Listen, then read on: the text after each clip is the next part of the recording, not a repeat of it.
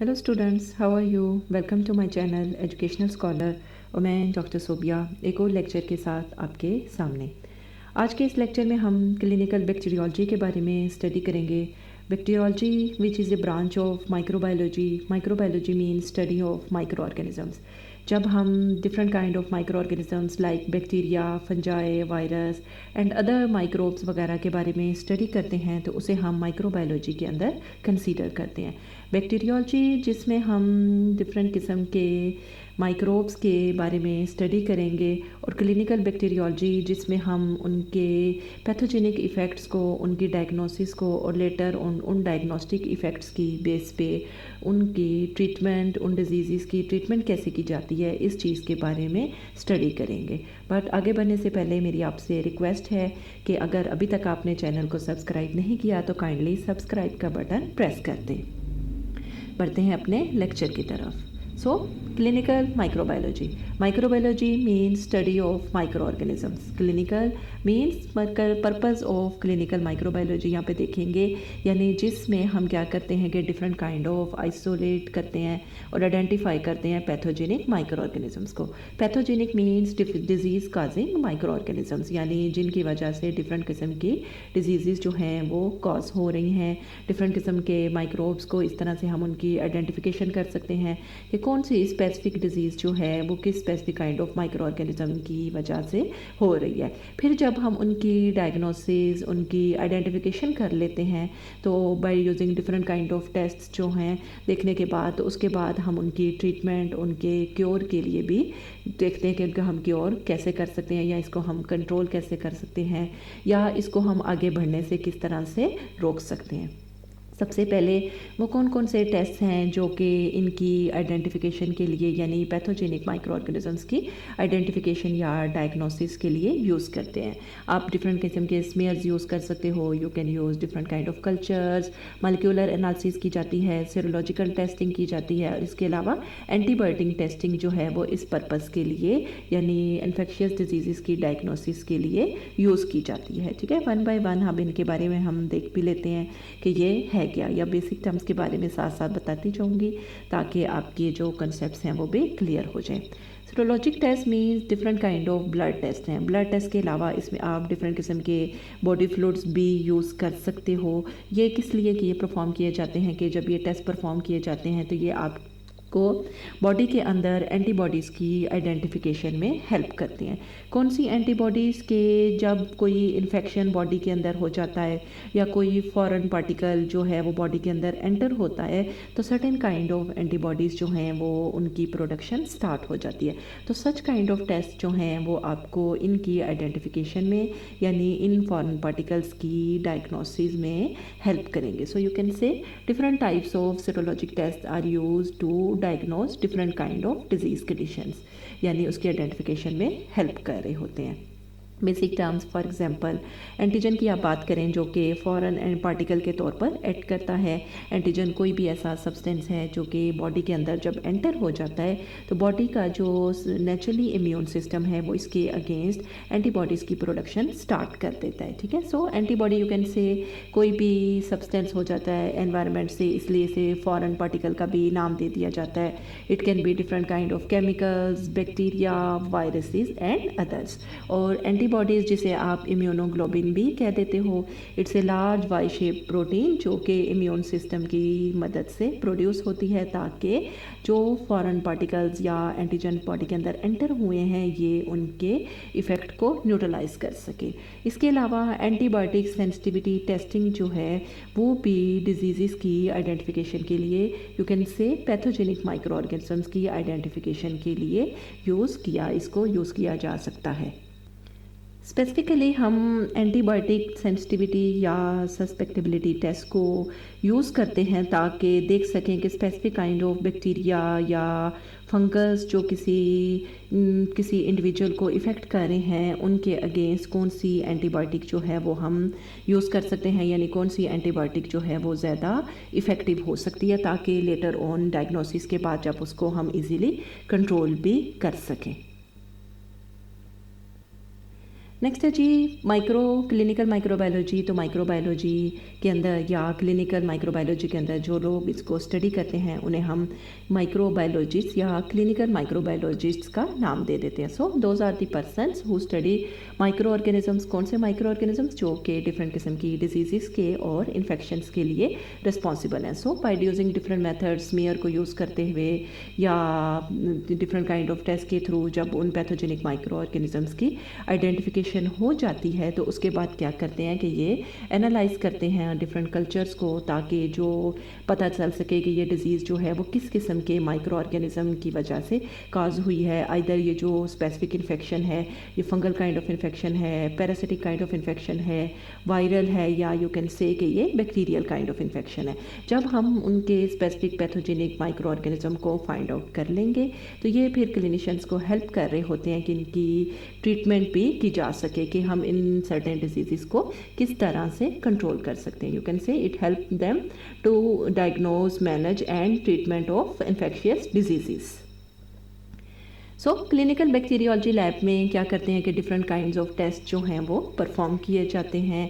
You can say these test are perform to find the etiologic agents. कौन सी एटियोलिटिक agents mean जो काजेटिव agents हैं जो कि किसी डिजीज़ के लिए रिस्पॉन्सिबल हैं, चाहे कोई माइक्रो ऑर्गेनिज्म है या कोई फॉरेन पार्टिकल है, और you can say any kind of toxin है। So different kind of infectious agents को फाइंड आउट किया जाता है by using smear method, cultivation method, microscopic method और by performing different kind of biomolecular tests. So you can say clinical bacteriology जो lab है वहाँ पे जो माइक्रोबायोलॉजिस्ट हैं उन्हें स्किल्ड पर्सनस होने चाहिए, उनके पास कैपेबिलिटी मौजूद होनी चाहिए कि वो बेटर तरीके से आइडेंटिफिकेशन कर सकें माइक्रो ऑर्गेनिजम्स की या फॉरेन पार्टिकल्स की, क्योंकि अगर प्रॉपर तरीके से या राइट तरीके से आइडेंटिफिकेशन नहीं होगी तो लेटर ऑन इन्फेक्शियस एजेंट ही अगर ठीक फाइंड आउट नहीं किया है तो उसको हम कंट्रोल भी नहीं कर सकते। सो इस पर्पज़ के लिए जो क्लिनिकल बैक्टीरियोलॉजी यूनिट है या जो लैब वाले हैं वो 7 डेज ए वीक और आइडियली यू कैन से 24 आवर्स जो हैं काम कर रहे होते हैं। क्लिनिकल बैक्टीरियोलॉजी यानी क्लिनिकल लेबॉर्ट्री का मेन रोल क्या है कि ये डायग्नोसिस ऑफ इन्फेक्शन में रोल प्ले करते हैं, और मेनली इनको हम 2 टाइप्स के अंदर इनकी फंक्शनिंग को डिवाइड कर रहे होते हैं। Number 1 clinical, number 2 epidemic. ठीक है, clinical means diagnosis of infection in individual patient for everyday management of infections. यानी जो एक पर्सन है, स्पेसिफिक पर्सन को कोई डिजीज़ कॉज हो गई है तो उसके माइक्रो ऑर्गेनिज्म के आइडेंटिफिकेशन के लिए या उस इन्फेक्शियस डिजीज़ की आइडेंटिफिकेशन में वो हेल्प करते हैं। इसके अलावा सिर्फ इंडिविजुअली नहीं, वो डिफरेंट किस्म के एपिडेमिक यानी जब हाई लेवल पे भी थोड़ी एक डिज़ीज़ जो है फैल जाती है तो उस चीज़ की यानी infection prevention and control source, यानी किस तरह से कि अगर एक पर्सन से ज़्यादा को वो डिज़ीज़ लग रही है तो उस चीज़ को कंट्रोल करने में और उसकी डायग्नोसिस में भी ये क्लिनिकल लेबॉर्ट्री वाले पर्सनस जो हैं ये हेल्प आउट कर रहे होते हैं। यानी वो क्या करते हैं कि इसका सोर्स फाइंड आउट करते हैं कि किस वजह से ये डिज़ीज़ जो है वो मल्टीपल्स को इफ़ेक्ट कर रही है, और इसके अलावा रूट ऑफ ट्रांसमिशन किस तरह ये एक पर्सन से दूसरे को ट्रांसफ़र हो गई है। You can say knowledge of an infective microbe in a patient helps to find its source. यानी स्पेसिफिक माइक्रोब जो हैं जब आप उनकी फाइंड आउट कर लेते हो तो वो जब वो किस तरह से फैल रही है, उसका सोर्स क्या है और वो किस तरह से ट्रांसमिट हो रही है अदर तक, तो इस चीज़ को इस डायग्नोसिस के बाद इसकी प्रिवेंशन में भी ये हेल्प कर सकते हैं। नेक्स्ट है जी डायग्नोसिस ऑफ एन इन्फेक्शन। यानी क्या करते हैं, जिस तरह मैंने बताया कि चाहे क्लिनिकल लेवल पे या एपिडेमिक लेवल पे वो क्या करते हैं कि माइक्रोब्स की आइडेंटिफिकेशन में हेल्प कर रहे होते हैं। तो इसके लिए जिस तरह भी पीछे भी थोड़ा सा जिक्र आया कि वो डिफरेंट किस्म के मेथड यूज़ कर लेते हैं। They can use smear, they can use culture, these and other kind of methods, ताकि वो इसकी प्रॉपर आइडेंटिफिकेशन जो है वो पॉसिबल हो। तो इसके लिए वो डिफरेंट किस्म के मेथड्स यूज़ करते हैं, जिसमें आप कह सकते हो फिनोटाइपिंग आ जाती है, सीरोटाइपिंग आ जाती है, बायोटाइपिंग। तो डायग्नोसिस जो है वो जो भी मेथड्स वो यूज़ कर रहे हैं वो रैपिड होनी चाहिए और एक्यूरेट होनी चाहिए। रैपिड मीन्स के with in the specific period of time या जल्दी ही उसकी आइडेंटिफिकेशन होनी चाहिए। ये ना हो कि इसमें आइडेंटिफिकेशन में बहुत ज़्यादा टाइम लग जाए और डिज़ीज़ जो है वो बहुत ज़्यादा हाई लेवल तक रीच आउट हो जाए। सो डिफरेंट मेथड जिनकी अगर डिटेल आप देखो तो इनका मतलब क्या है मीन्स अगर स्मीयर मेथड यूज़ करते हैं, कोई भी आप क्लिनिकल स्पेसिमेन इस पर्पज़ के लिए यूज़ कर सकते हो। ब्लड यूज़ किया जा सकता है, डिफरेंट किस्म के बॉडी फ्लूइड्स को यूज़ किया जा सकता है। ये क्या करते हैं कि इनिशियल चॉइस ऑफ एंटीबायोटिक की, यानी कौन से एंटीबायोटिक जो है इसको डिजीज़ को कंट्रोल करने के लिए लेटर ऑन किस लिए यूज़ कर सकते हैं। पेंडिंग रिजल्ट ऑफ कल्चर्स के लिए आप यूज़ कर सकते हो, यानी कौन सा कल्चर मीडिया हमने यूज़ करना है ताकि लेटर ऑन ताकि बेहतर तरीके से माइक्रोब्स की आइडेंटिफिकेशन हो सके।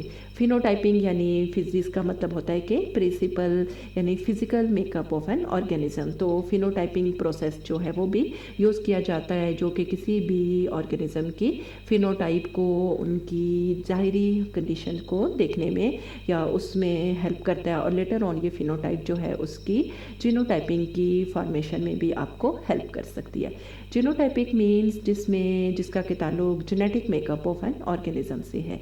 तो इसमें क्या होता है कि स्पेसिफिक जो इंडिविजुअल्स हैं उनके डीएनए सीक्वेंसेस को और मल्टीपल डीएनए सीक्वेंसेस को आप आपस में कंपेयर करके, यानी एक रेफरेंस सीक्वेंस को लेके, कंट्रोल सीक्वेंस भी जिसे आप कह सकते हो, तो आप जो इन्फेक्शियस डिजीज़ पर्सनस हैं उनके सीक्वेंसेस को, डीएनए सीक्वेंसेस को उससे कंपेयर कर सकते हो ताकि डिज़ीज़ जो हैं वो उसका सोर्स जो है वो इजीली फाइंड आउट किया जा सके।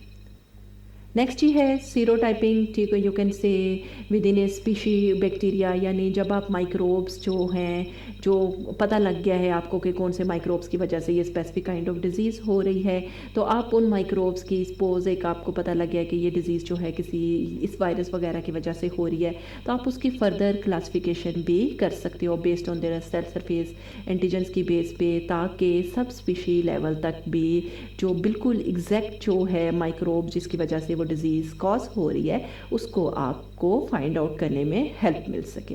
Biotyping mean identification of different bacterial types based on reaction to biochemical test, यानी डिफरेंट बैक्टीरियल टाइप्स जो हो के रिस्पॉन्सिबल हैं for causing different kind of bacterial infection suppose इसकी वजह से कॉज हो रहे हैं, तो उनकी आइडेंटिफिकेशन में ये प्रोसेस जो है आपको हेल्प करते हैं। आगे कुछ इंपॉर्टेंट टर्म्स आ जाएंगी जो कि आपको फर्दर क्लिनिकल बैक्टीरियोलॉजी में चीज़ों के बारे में स्टडी करने में हेल्प करेंगे। First of all flora. ठीक है, नॉर्मल फ्लोरा मीन्स जो नॉर्मल काइंड ऑफ माइक्रोब्स जो बॉडी के ऊपर रिसाइड कर रहे होते हैं, यानी वो एज सच कोई डैमेज जो है वो कॉज नहीं कर रहे होते। यू कैन से presence of bacteria normally found at specific body sites.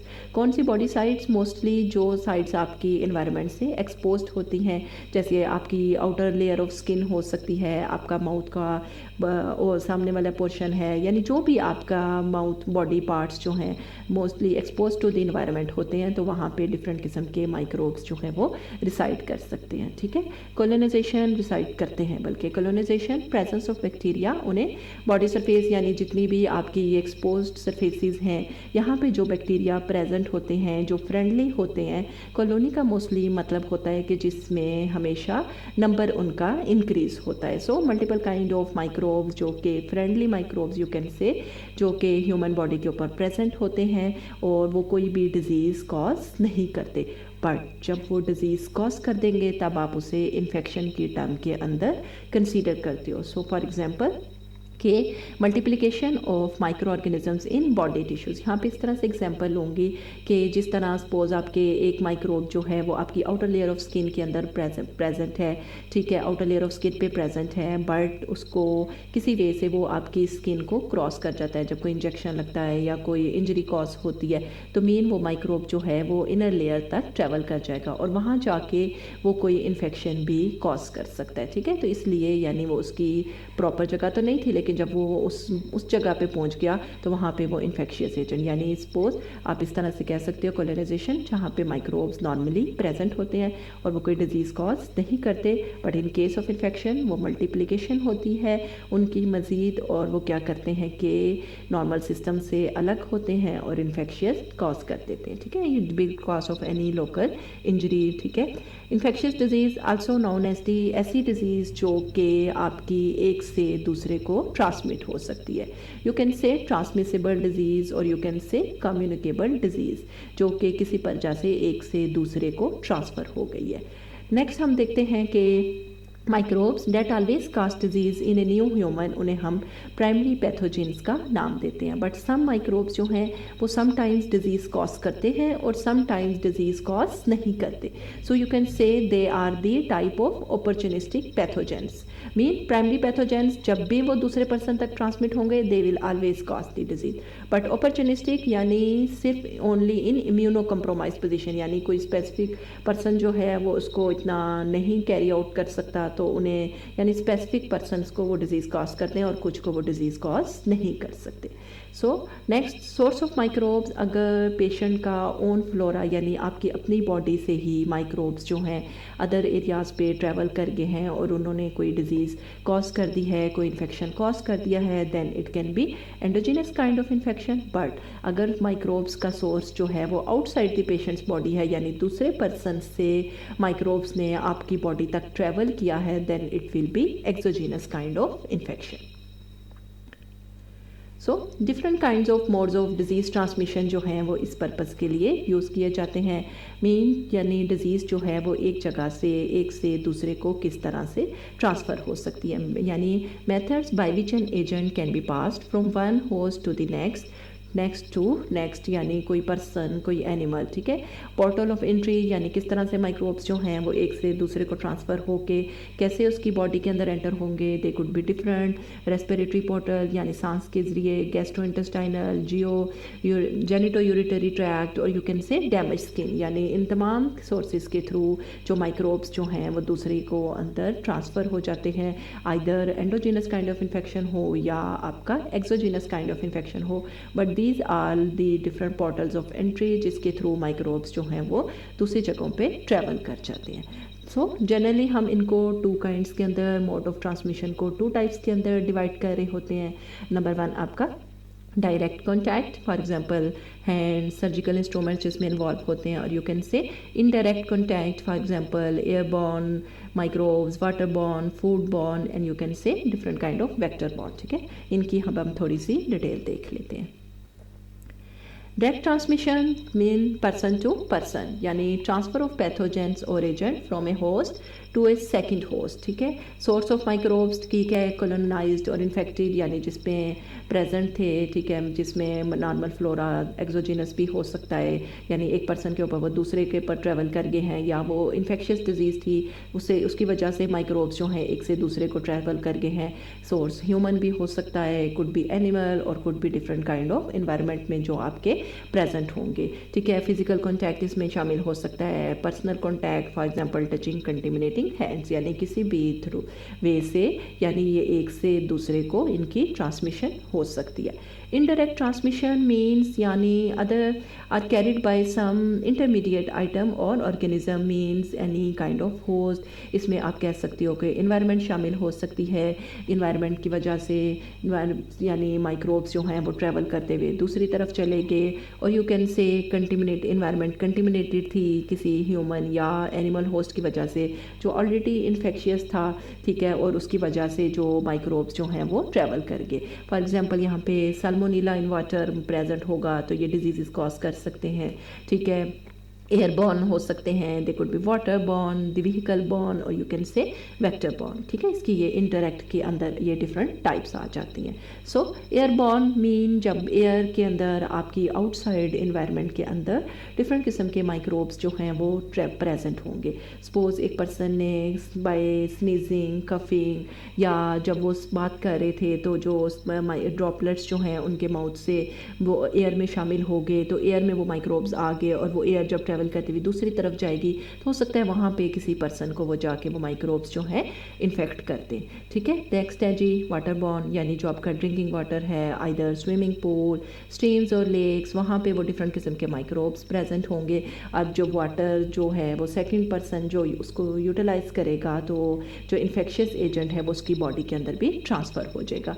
Vehicle borne unit it's related to that of the fomites. Fomites means जिसमें आपकी पेंसिल्स वगैरह, पेन वगैरह आ जाते हैं, यानी इन एनिमेट ऑब्जेक्ट्स, ठीक है। पेंसिल्स, पेन, डोर नॉब्स, यानी किसी एक पर्सन ने किसी एक चीज़ को टच किया, जब दूसरा पर्सन उस चीज़ को टच करेगा तो इट मीन्स कि वो जो आपके माइक्रोब्स हैं उस तक ट्रैवल हो जाएंगे।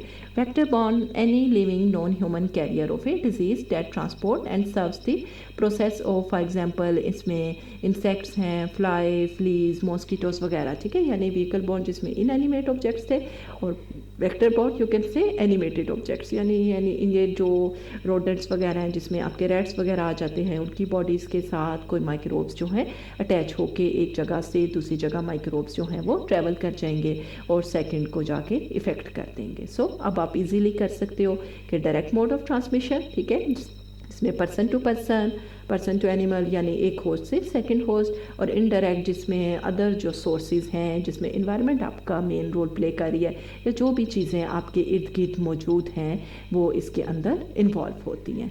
सो पैथोजन यूजेस ए होस्ट, यानी जिस तरह यहाँ पे बताया vector borne, for example fly, कोई भी as a mechanism for a ride या ट्रांसफ़र ऑफ माइक्रोब्स, इसे हम मैकेनिकल ट्रांसमिशन का नाम देंगे। और when the pathogen undergoes changes as a parts of its life cycle while within the host and before being transmitted to the new host, it is known as the biological transmission. यानी sometimes क्या होता है कि microbes जो हैं वो directly किसी के थ्रू, जैसे यहाँ पे फ्लाई वगैरह की एग्जाम्पल दे दी है, दूसरे तक ट्रैवल कर जाएँ, then it will be a mechanical transmission. और समटाइम्स क्या होता है कि उनकी बॉडीज़ के साथ माइक्रोब्स जब अटैच होंगे तो हो सकता है कि अपने लाइफ साइकिल का कुछ पार्ट वो वहाँ पे कंप्लीट करें, देन वो किसी सेकंड होस्ट तक ट्रांसफ़र हो जाए, then it is known as the biological transmission. So अब डिज़ीज़ जो है किस तरह से ट्रांसमिट होती है, ठीक है। आपने देख लिया कि मोड ऑफ ट्रांसमिशन देखे कि डायरेक्ट वे से होती है या इनडायरेक्ट वे से होती है, लेकिन कोई भी पर्सन जो है यानी एक से दूसरे को ट्रांसफ़र होती है, you can say carrier state. यहाँ पे डिफरेंट स्टेट्स बताएंगे कि किन में माइक्रोब्स प्रेजेंट होते हैं और किस किस्म के माइक्रोब्स जो हैं वो आगे जाके फर्दर जो है वो इफ़ेक्ट कॉज कर सकते हैं। You can say carrier state, carrier का मतलब होता है जिसमें कोई चीज़ प्रेजेंट होती है। So continued presence of an organism, कौन सा ऑर्गेनिज्म, कोई भी pathogenic kind of organism, for example bacteria, virus or any kind of parasite that does not cause symptom but it is able to be transmitted and infect other person। यानी उस person के ऊपर तो वो कोई effect cause नहीं यानी कर रहे, बट जैसे ही वो दूसरे को ट्रांसमिट होते हैं तो वो क्या करते हैं कि क्या कर सकते हैं कि वहाँ पे जाके वो डिज़ीज़ कॉज कर सकते हैं। यू कैन से आफ्टर इन्फेक्शन। अब आपको पता है इन्फेक्शन का क्या मतलब है कि जब कोई माइक्रोब जो है उसकी मल्टीप्लिकेशन हो जाती है और वो कोई डैमेजिंग इफेक्ट कॉज करता है। Microbes can remain in the human body for some time but we called as the carrier state, ठीक है। यानी माइक्रोब्स उनकी बॉडी के अंदर प्रेजेंट होते हैं before being transmitted to anyone. Carrier, one that spread or harbors an infectious organism. So active carrier, active mean active individual exposed to and harbors a disease causing organism may have recovered from the disease। यानी आपको किसी microbe ने एक person को effect किया है, वो तो उससे रिकवर कर गए हैं, बट वो माइक्रोब जो हैं दूसरे पर्सन तक ट्रैवल कर गए हैं और उन्होंने जाके वहाँ पे उसको डिजीज़ कॉज कर दी है। Covalescent carrier exposed to and harbor disease causing organism and is in the recovery but is still infectious, ठीक है। यानी वो रिकवर थोड़ा थोड़ा कर चुका है तो बट उससे यानी इन्फेक्शियस एजेंट अभी भी उसके पास प्रेजेंट है। Healthy carrier expose to an pathogen but health has not shown any symptoms. यानी समटाइम्स कोई माइक्रोब जो है कहीं से ट्रैवल करते हुए चाहे डायरेक्ट वे से इनडायरेक्ट वे से आपकी बॉडी तक आ गया है। जिस तरह अपॉर्चुनिस्टिक एग्जांपल बताई थी कि अपॉर्चुनिस्टिक पैथोजेंस क्या होते हैं, यानी आपको आकर उस पर्सन को तो आकर उसने कोई इफ़ेक्ट कॉज नहीं किया, बट किसी और पर्सन तक जब वो माइक्रोब ट्रैवल करेगा तो वहाँ पे जाके वो इफ़ेक्ट कॉज कर सकते हैं। Incubatory means exposed to disease and is in the beginning stages of the disease showing symptoms and has the ability to transmit the disease। यानी माइक्रोब अभी खुद भी स्टार्ट के स्टेजेस में थे, खुद भी पता नहीं था कि कौन से माइक्रोब की वजह से इन्फेक्शियस डिजीज़ है और उसी माइक्रोब को आगे ट्रांसफ़र कर दिया। Intermittent carrier exposed to and harbors disease and spread the disease occurring at irregular intervals not continuous or steady, ठीक है। Passive carrier expose to disease causing organism but has no signs और symptoms, ठीक है। यानी ख़ुद तो कोई science and symptoms show नहीं किए, you can say similar to that of the healthy carrier कह सकते हो, ठीक है, और लेकिन इजीली इसको नेक्स्ट में ट्रांसमिट कर सकते हैं। So these all are different ways जिससे जो माइक्रोब्स जो हैं वो एक से दूसरे को आइदर वो आप में समटाइम्स प्रेजेंट होते हैं पैथोजेनिक माइक्रो ऑर्गेनिजम्स कुछ पर्सनस में, लेकिन वहाँ पे सिम्टम्स शो नहीं कर रहे, बट दूसरों में जाके वो इन्फेक्शन कॉज कर सकते हैं, और कुछ पहले में भी कॉज कर रहे हैं दूसरे में भी जाके कर देंगे। These all are different types. Next जी एपिडेमियोलॉजी ट्रायंगल, ठीक है। एपिडेमिक जिस तरह मैंने आपको पीछे बताया कि जब डिज़ीज़ जो है वो थोड़े मल्टीपल को जाके इफ़ेक्ट करना हो शुरू हो जाती है, तो इसमें कौन कौन से चीज़ें जो कौन कौन से फैक्टर्स जो हैं वो इन्वॉल्व होते हैं। सो 4 फैक्टर्स मोस्टली जो हैं किसी भी डिज़ीज़ के स्प्रेड में इन्वॉल्व होते हैं। होस्ट जिसकी वजह से ट्रांसफ़र हो रही है, एजेंट, डिफरेंट इन्वायरमेंट आपकी इसमें इन्वॉल्व हो सकती है, एंड टाइम इन्वॉल्व हो सकता है। किस तरह, वन बाय वन अब हम इसके बारे में देखते हैं। Host, it is an organism, usually कोई भी हो सकता है, ह्यूमन और animal, that harbours the disease. Agent is the cause of the disease, यानी जिसकी वजह से डिजीज़ कॉज हुई थी। कौन सा इन्फेक्शियस एजेंट था? सपोज एक पर्सन है, वो होस्ट है, ठीक है। अब उसको एक डिजीज़ हो चुकी है, उस डिजीज़ का कौन सा पैथोजेनिक माइक्रो ऑर्गेनिज्म है जिसकी वजह से उससे वो डिजीज़ हुई है?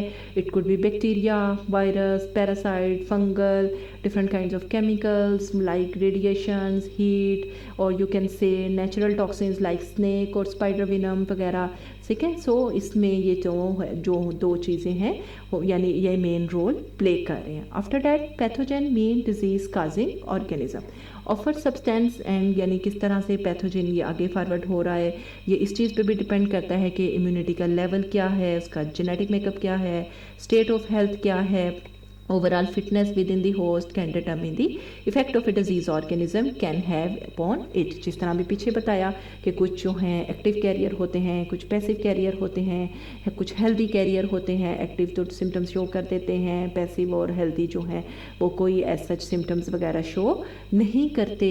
तो यहाँ पे ये तमाम जो हैं वो इन्वॉल्व होते हैं, यानी कोई इन्फेक्शियस एजेंट आ भी गया है तो डिपेंड करता है कि आइदर वो होस्ट जो है वो भी इफ़ेक्ट होगा या नहीं होगा।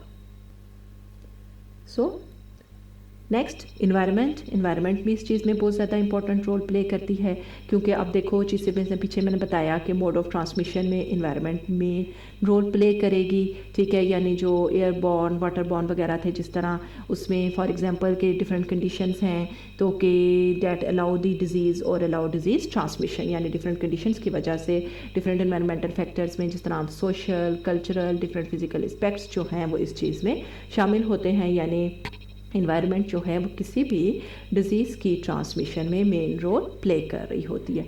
टाइम, जिस तरह पीछे इंक्यूबेटरी आपने देखा कि कुछ कैरियर्स जो होते हैं account for incubation period, life expectancy of the host और pathogen, duration of the course of illness और कंडीशन, यानी वहाँ पे हो सकता है कि सम टाइम माइक्रोब एक को इफेक्ट करके वहीं पे उसकी लाइफ स्पैन ख़त्म हो जाए, वो फर्दर किसी को इफेक्ट ना करे, और समटाइम्स वो उसकी लाइफ इतनी ज़्यादा होती है कि वो नेक्स्ट जाके सेकेंड को भी इफेक्ट कर सकती है। So it all depends upon influence, reactivity and effect each factor has on the other 3, यानी तमाम 4 फैक्टर्स जो हैं आपका होस्ट, एजेंट, आपका इन्वायरमेंट एंड टाइम जो है आप कह सकते हो कि ये जो है एक दूसरे से इंटर रिलेटेड है। So chain, close association between the triangle of a epidemiology and the chain of transmission, ठीक है। यहाँ पे आपको ये ट्रायंगल दिखा दी गई थी जिसमें होस्ट, एजेंट एंड इन्वायरमेंट, और ये तीनों किस चीज़ पे डिपेंड कर रहे हैं? टाइम पे, यानी जो टाइम है इसका अदर 3 पे इफ़ेक्ट जो है कॉज हो रहा है। सो यहाँ पे आपको वही बता रहे हैं कि जो ट्रायंगल है यानी टाइम जो है वो अदर 3 एजेंट्स को इफ़ेक्ट कर रहा है। So disease transmission when the pathogen leaves the reservoir through a portal और exit and is spread by one of the several modes of the transmission, यानी किसी भी एक से ट्रांसफ़र हुआ, किस वक्त ट्रांसफ़र हुआ और उसने दूसरे पर्सन को जाके किस वक्त इफ़ेक्ट किया, ये तमाम चीज़ें किसी भी डिज़ीज़ के होने या ना होने में मेन रोल प्ले कर रही हैं। आप कह सकते हो primary pathogens, opportunistic pathogen, different kind of carriers, ये तमाम जो हैं इसके अंदर आ सकते हैं। So breaks in the chain of transmission will stop the spread of the disease, यानी अगर हम ब्रेक दे देंगे तो चीज़ें जो हैं यानी इस चेन को तोड़ देंगे तो डिज़ीज़ को स्प्रेड होने से रोका जा सकता है। यानी एटियोलॉजिक एजेंट्स यानी जो आप फाइंड आउट कर लो, जिस तरह क्लिनिकल बैक्टीरियोलॉजी में आप पैथोजेनिक माइक्रो ऑर्गेनिजम्स को फाइंड आउट ही करोगे कि कौन से काजेटिव एजेंट ऑफ द डिजीज़ हैं, उसको आप फाइंड आउट कर लो। आप सोर्स देख लो कि किस तरह से ये ट्रांसफ़र हो रहे हैं, डायरेक्ट सोर्स हैं, इनडायरेक्ट सोर्स हैं, उसको ब्रेक डाउन करो। मोड ऑफ ट्रांसमिशन को देखो कि किस तरह से, किस कैरियर से, और होस्ट जो कि इफ़ेक्ट हो रहा है। अगर इन चीज़ों को, इस चेन को आप ब्रेक डाउन करोगे तो डिज़ीज़ के स्प्रेड को रोका जा सकता है। So it all depends upon कि आप जो प्रॉपर आइडेंटिफिकेशन करो। जब आपकी identification of pathogenic micro organisms proper होगी then there will be diagnosis proper होगी, तो आप बेहतर तरीके से चीज़ों को सॉल्यूशन भी फाइंड आउट कर सकते हो। So that was all about basics about clinical bacteriology. ठीक है, सो अगर आप लोगों को कोई क्वेश्चन है तो आप कमेंट में मुझसे पूछ सकते हो। नेक्स्ट लेक्चर तक के लिए अल्लाह हाफिज़।